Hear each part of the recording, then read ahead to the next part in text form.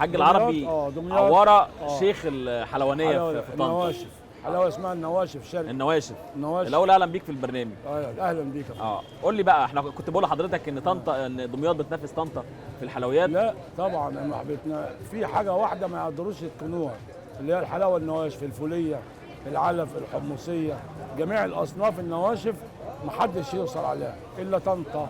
طنطا هي الاساس. اساس. اه تقريبا في كم معمل بيصنع حلويات هنا في طنطا؟ عندنا بتاع 50 60 معمل.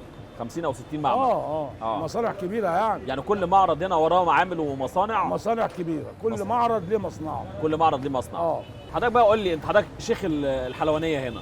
يعني ايه تقريبا اقدم واحد في الناس اللي موجوده، ربنا يديك الصحه. من ايام عيلتي، من ايام الدوله الفاطميه. الدوله الفاطميه. الفاطميه يعني 1000 سنه. 1000 سنه. يعني انتم متوارثين المهنه دي من 1000 سنه.